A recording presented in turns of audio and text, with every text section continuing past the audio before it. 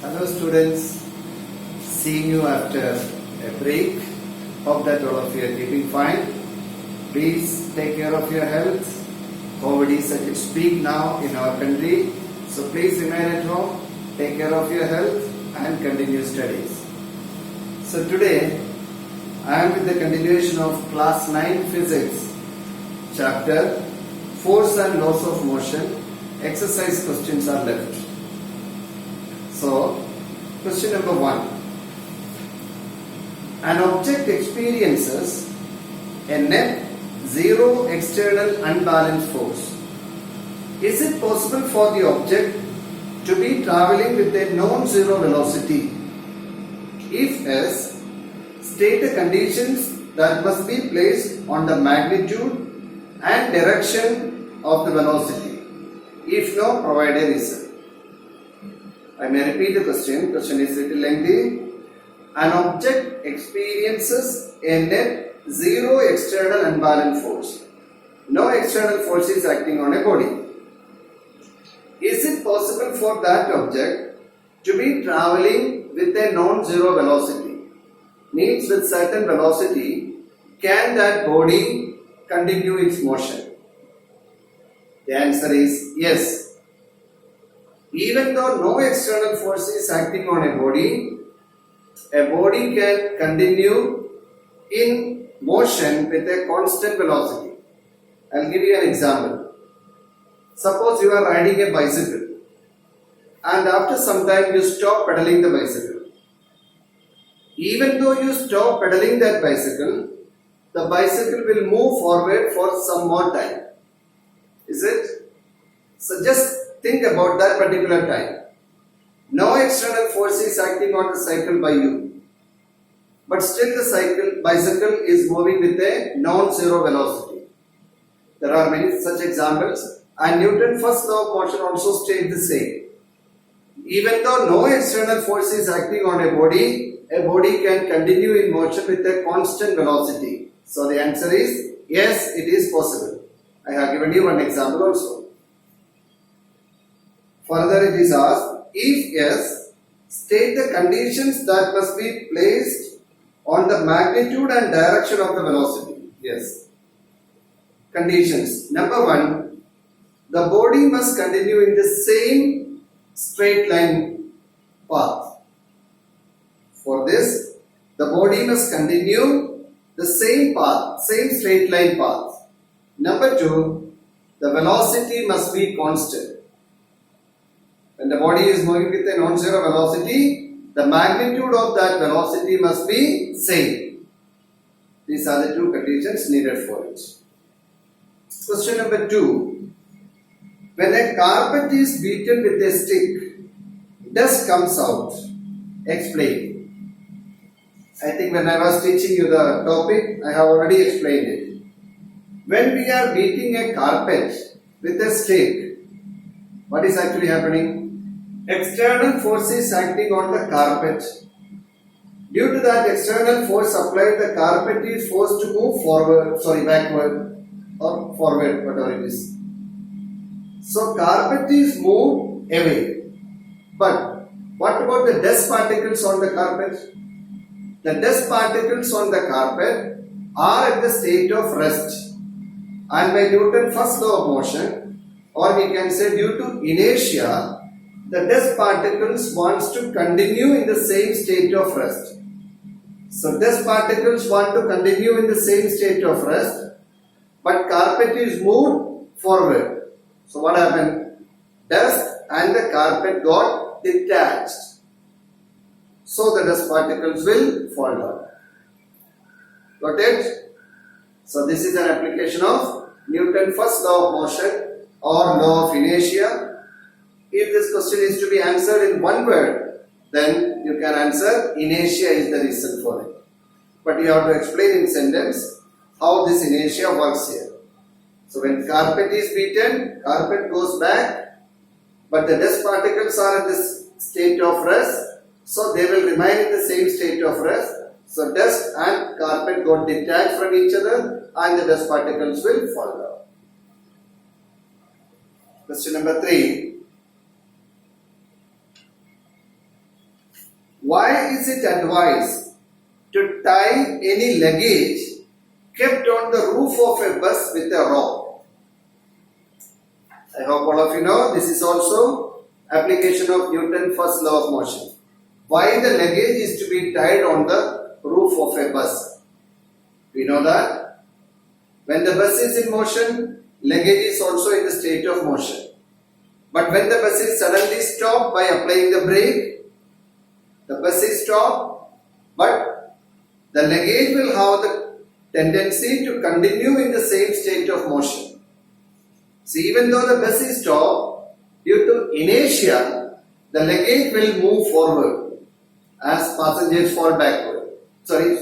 As passengers also fall forward, in the same way, luggage will also move forward and there is a possibility that the luggage will fall down. So luggage is tied with a rope so that it should not fall down.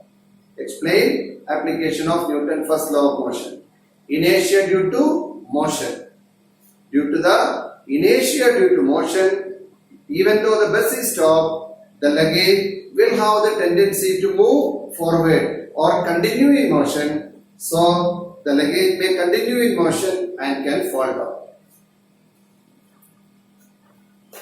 Question number 4. A batsman hits a cricket ball which then rolls on level ground. After covering a short distance, the ball comes to rest. The ball slows to a stop because A, B, C, D, 4 options are given. A, the batsman did not hit the ball hard enough. B, velocity is proportional to the force exerted on the ball. C, there is a force on the ball opposing the motion. D, there is no unbalanced force on the ball, so the ball would want to come to rest. The correct answer is option C. Option C, there is a force on the ball opposing the motion. Do you know the name of that motion? The motion that, the force that is acting on the ball, which is opposing the motion of the ball, is called force of friction. Okay, so option C is the correct answer, and the name of this particular force is called force of friction. Question number 5. A truck starts from rest. It's a numerical. A truck starts from rest and rolls down a hill with a constant acceleration. It travels a distance of 400 meters in 20 seconds. Find its acceleration. A. Find the force acting on it if its mass is 7 tons. Given 1 ton is equal to 1000 kg. So a truck is starting from rest. As soon as you read that sentence, any body is starting from rest, all of you know, u is equal to 0. And it is moving with a constant acceleration. It travels a distance of 400 meters. S is equal to 400 meters. In time is given 20 seconds. Find its acceleration. What is asked? Acceleration A is equal to question mark. USTA. Which equation? Second equation of motion. Using second equation of motion, S is equal to ut plus half at square. That is 400 is equal to 0 into t plus half into a into 20 square. 400 is equal to 0 into 20 is 0, half into a into 20 into 20. 20 and 2 got cancelled. 10, 20 into 10, 200A. 400 is equal to 200A. Therefore, A is equal to 400 upon 200 is equal to 2 meter per second square. So the first answer, acceleration A is equal to 2 meter per second square. There is a second question also. Also find the force acting on it if its mass is 7 tons. Now given mass M is equal to 7 tons. 1 ton is equal to 1000 kg. So 7 ton is equal to 7 into 1000 kg. Now we know the formula, F is equal to ma. So mass is 7000 and acceleration is 2. So F is equal to 7000 into 2 Newton, that is 7.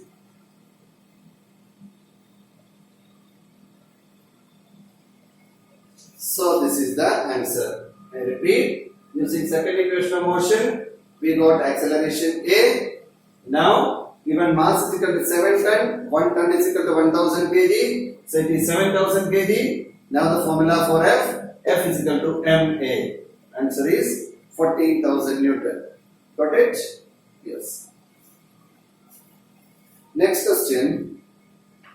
A stone of 1 kg.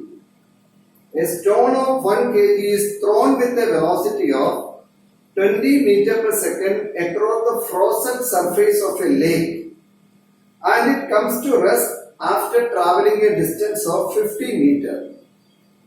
What is the force of friction between the stone and the ice?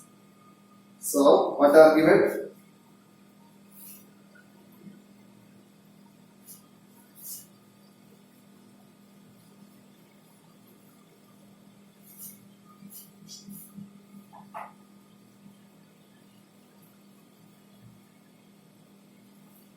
So what are given? This is question number 6. A stone of 1 kg. So mass of the stone 1 kg is thrown with a velocity of 20 meter per second. Stone is thrown with a velocity. So what velocity it is? Initial velocity u. 20 meter per second. Across the frozen surface of a lake, and it is coming to rest. It comes to rest. So what does it mean? Final velocity v is equal to 0. After traveling a distance of 50 meters, s is equal to 50 meters. What is the force of friction between the stone and the ice? Force of friction means F. Any type of force, we have only one formula, F is equal to ma. But do we have A here? No. So for finding the force or force of friction, we require M and A. But A is not given. So we have to find A from UVS. Which equation? Third equation of motion. Using third equation of motion, 2as is equal to v square minus u square. That is 2 into a into 50 is equal to 0 square minus 20 square. 2 into a into 50, 100a is equal to minus 20 square, 400. A is equal to minus 400 upon 100 is equal to minus 4 meter per second square. So we got A. Now we can find force of friction, F is equal to ma. Now F is equal to ma. M is 1 kg, A is minus 4, SI unit of force is Newton, so the answer is minus 4 Newton. Why there is a minus sign in the answer? Because Force of friction is always acting in the direction opposite to the motion of the body. Since we have taken u as plus, we have taken the velocity of the body as plus. So any velocity in the opposite direction or any acceleration, any force acting in the opposite direction of the body will be minus. So F is equal to minus 4 Newton. Got it? Okay?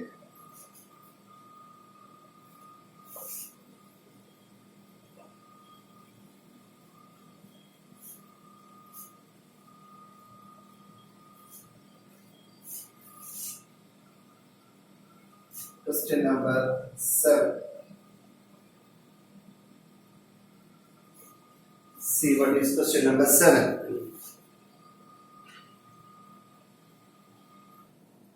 Question number 7 is a 8000 kg engine pulls a train of 5 wagons, each of 2000 kg. Mass of each wagon is 2000 kg and altogether there are 5 wagons. These 5 wagons are pulled by an engine of mass 8000 kg along a horizontal track. If the engine exerts a force of 40,000 Newton and the track offers a friction force of 5,000 Newton, then calculate A. The net accelerating force. The net accelerating force. So what are given? Mass of each wagon. Mass of each wagon is equal to 2000 kg.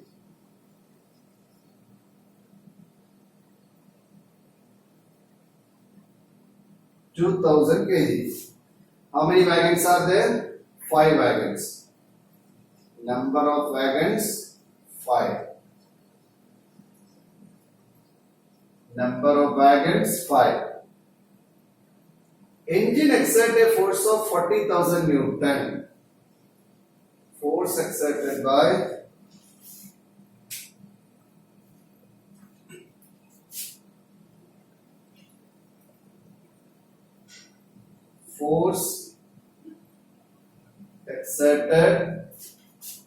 by the engine is equal to 40,000 Newton.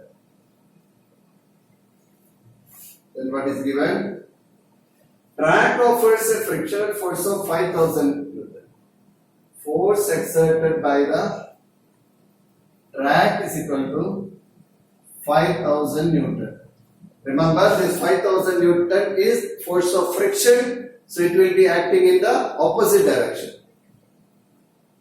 A. Calculate A. The net accelerating force. This is a very simple question. Since the force exerted by the engine is 40,000 Newton and the backward force of friction by the track is 5,000 Newton, what will be the net accelerating force? Net accelerating force is equal to 40,000 minus 5,000 is equal to 35,000 Newton. So this is the first answer. Now second part. The acceleration of the train. The acceleration of the train. We know that net accelerating force is 35,000 Newton. So this is the acceleration, accelerating force of the, force acting on the entire train. Now the second question, what is the acceleration of the train?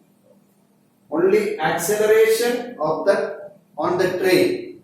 We know that this is F and A is us. So what else we require? M. F is equal to ma. Therefore, A is equal to F upon M.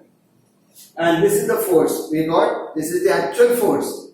Even though engine is exerting 40,000, but 5,000 is the force of friction. So actual net force acting on the entire train is 35,000.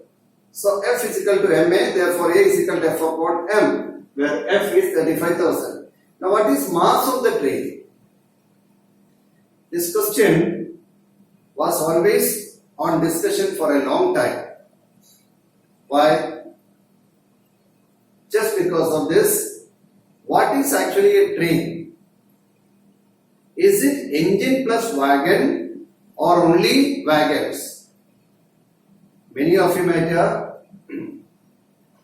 thought engine plus wagon.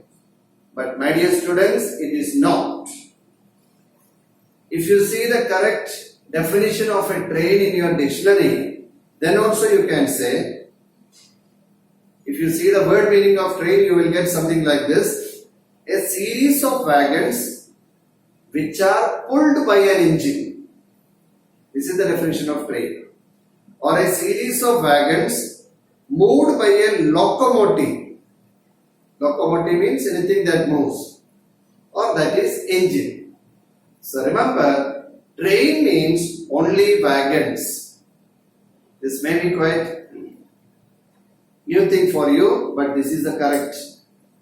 A train means only wagons. When an engine is attached to it, engine is pulling the train. Engine is pulling the train. And in this question also you can very well see, if you read through the lines, you can see it is very clearly written. A 8,000 kg engine pulls a train of 5 wagons. Engine pulls a train of 5 wagons. So remember, train means here only 5 wagons. So what is mass of the train? Mass of the train is equal to 5 into 2000. 5 wagons, each of 2000 kg. So 5 into 2000 kg is actual mass of the train. And F is equal to 35,000 Newton. You know the formula? F is equal to ma. Therefore, A is equal to F upon M, which is equal to 35,000 upon 10,000.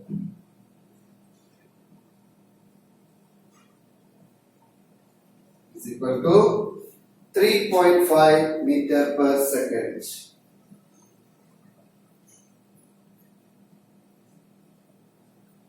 So the answer is 3.5 meter per second square. Please note down here. Mass of the train means 5 into 2000, excluding the engine. So it is 10,000 kg. F is equal to 35,000. A is equal to F upon M. Answer is 3.5. Okay. So this is the second part of the question. Now we have one more part. C.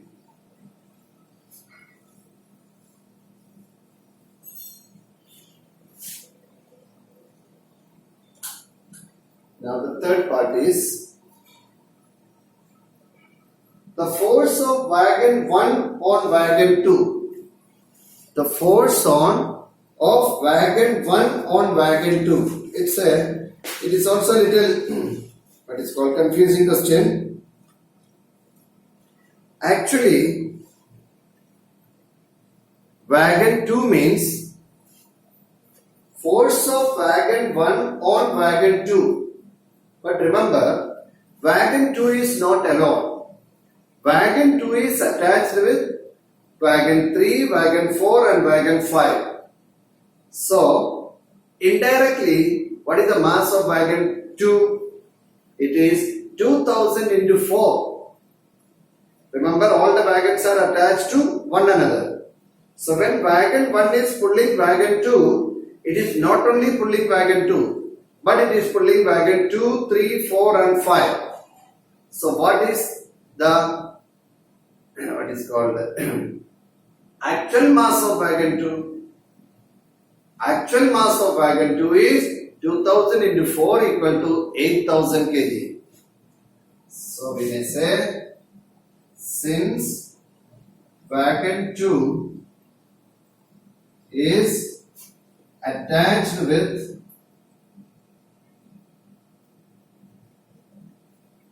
wagons 3, 4 and 5, actual mass of wagon 2 is equal to 1, 2, 3, 4 wagons.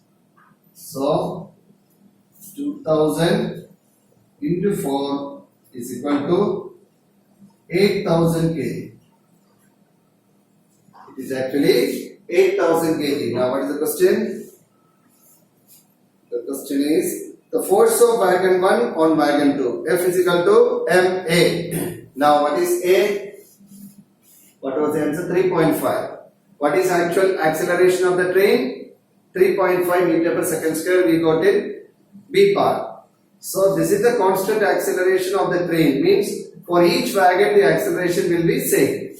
So now F is equal to MA. Mass is 8000.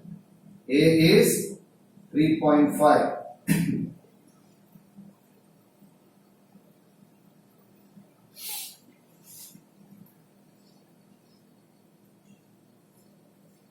So this is the answer. 28,000 Newton. So I think this point is also to be noted here.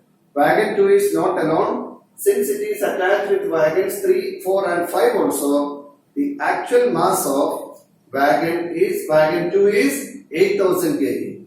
Apparent mass is 2000 kg, but actual mass is 8000 kg. So F is equal to MA. Mass is 8000. Acceleration of wagon 2 means acceleration of the full train, which was calculated as 3.5 meter per second square. So this is the answer. Okay, that's all for today. So please go through the questions and numericals and practice it once again. Thank you for watching me. Please take care. Bye bye.